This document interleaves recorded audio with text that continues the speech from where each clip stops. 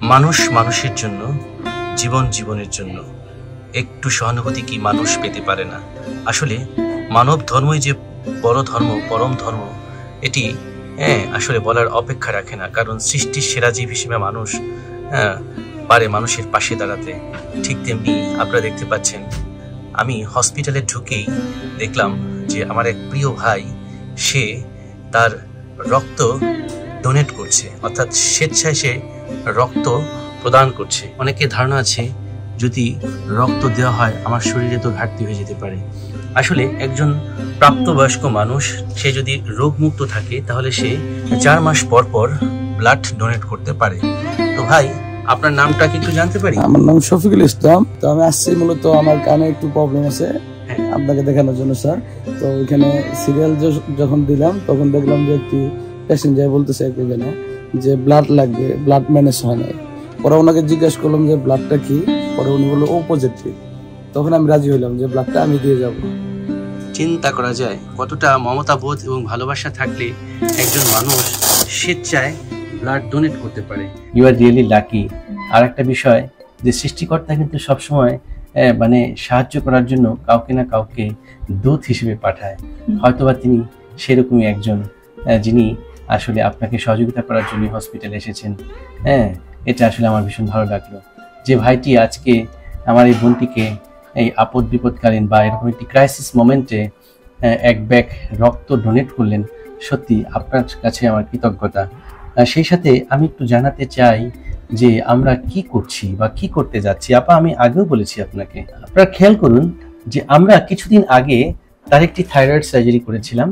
Thyroid গ্ল্যান্ডটা দেখতে এরকম প্রজাপতির মতন, রাইট এবং লেফট। হ্যাঁ, তো রাইট লেফট দুই পাশে দুটি লোব থাকে। তো আমরা ইতিমধ্যে তার রাইট লোবটাকে আমরা বের করে ফেলেছি, অর্থাৎ এখন কিন্তু তার এই ডান পাশের এই লোবটি নেই। অর্থাৎ আমরা তার হেমিথাইরয়েডেক্টমি করেছিলাম কিছুদিন আগে।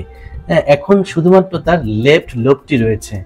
তো আমরা যখন তার অপারেশনটি সম্পন্ন করি তার আগে তার ডায়াগনোসিস ছিল nodular goitre involving right lobe, অর্থাৎ শুধুমাত্র তার ডান পাশে লোবে একটি গোটা ছিল এবং রস পরীক্ষার রিপোর্ট এসেছিল নোডুলার গয়টার, এখানে কলয়েড গয়টার বলি আমরা যেটাকে। তো এটি একটি বিনাইন কন্ডিশন, অর্থাৎ এখানে ক্যান্সারের কোনো আলামত ছিল না। আমরা বারবার বলি যে রস পরীক্ষার রিপোর্ট 100% কখনো কখনো আমাদেরকে নিশ্চয়তা দিতে পারে না, অর্থাৎ 100% আমরা রস পরীক্ষার উপর নির্ভরশীল নই। আমরা নির্ভরশীল কিসের উপর? আমরা মাংস পরীক্ষার উপর নির্ভরশীল। যে সমস্ত রোগীদের নোডুলার গয়টার ডায়াগনোসিস আছে, যদি এক পাশে ইনভলভ থাকে সেক্ষেত্রে আমরা হেমিথাইরয়েডেক্টমি করি, আমরা ভালো পাশটি সংরক্ষণ করে রাখি। যেহেতু আপনার ডান পাশটাতে টিউমার ছিল, যে কারণে আমরা ডান পাশটাই শুধু বের করেছিলাম অপারেশন করে এবং লোব সহ, যেহেতু সেটি নোডুলার গয়টার ছিল। কিন্তু আনফর্চুনেটলি তার ডায়াগনোসিস আসলো, অর্থাৎ হিস্টোপ্যাথোলজি রিপোর্টটি যেটি আসলো সেটা হচ্ছে প্যাপিলারি কার্সিনোমা অফ থাইরয়েড। যে কারণে আমি তাকে বলেছি ঘাবড়ানোর কোনো কিছু নেই, ভয় পাওয়ার কোনো কিছু নেই। আপনার যে ভালো পাশটা সেটা আমরা বের করে দিব এবং বের করার পর 4 সপ্তাহ পর আপনাকে রেডিওঅ্যাডিন অ্যাবলেশন নামক একটি ক্যাপসুল আপনাকে গ্রহণ করতে হবে এবং সেই অনুযায়ী আজকে আমরা তার কমপ্লিশন থাইরয়েডেক্টমি করছি। অর্থাৎ হেমিথাইরয়েডেক্টমি করার পর যদি রিপোর্টে, হিস্টোপ্যাথোলজি রিপোর্টে বা বায়োপসি রিপোর্টে ক্যান্সার আসে, সেক্ষেত্রে পরবর্তীতে যে পাশটি আমরা সংরক্ষণ করে এসেছিলাম সেটাকে পরবর্তীতে রিমুভ করার কন্ডিশনটাকে বলা হয় কমপ্লিশন থাইরয়েডেক্টমি, যে অপারেশনটি আজকে শিরিন আক্তার আপার আমরা সম্পন্ন করতে যাচ্ছি। এবং যথারীতি একটি বড় থাইরয়েড সার্জারির আগে ব্লাডের সংরক্ষণ রাখার প্রয়োজন হয়, যে কারণে আজকে সাডেনলি আমার হসপিটালে একজন ভাই তাকে এক ব্যাগ রক্ত ডোনেট করলেন। সেই বিষয়টি আসলে আপনাদেরকে জানালাম যে এভাবেই আপনারাও চাইলে যাদের রক্তের প্রয়োজন তাদেরকে রক্ত প্রদান করে পাশে থাকতে পারেন। তো আপা, আপনার কোনো ভয় নাই। দেখুন, না চাইতেই কিন্তু আপনি এক ব্যাগ রক্ত পেয়ে গিয়েছেন। আপনি সব ধরনের সাপোর্ট পাচ্ছেন।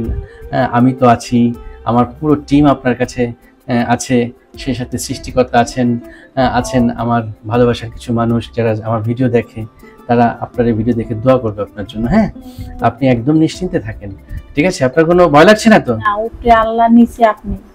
আচ্ছা, দেখুন তার ভয়েসটা কিন্তু একদম 100% ঠিক আছে, বিকজ আমরা যখন তার প্রিভিয়াস যে সার্জারিটি করেছিলাম হেমিথাইরয়েডেক্টমি, সেখানে রাইট যে রিকারেন্ট লাইন যে নার্ভ সেটাকে আইডেন্টিফাই করে সংরক্ষণ করে রেখেছি, প্যারাথাইরয়েড গ্ল্যান্ডটাকে আমরা সংরক্ষণ করেছিলাম এবং যথারীতি গত অপারেশনের মতন এবারের অপারেশনটা আমরা সফলভাবে শেষ করব। ঠিক আছে, হোপ ফর দ্য বেস্ট।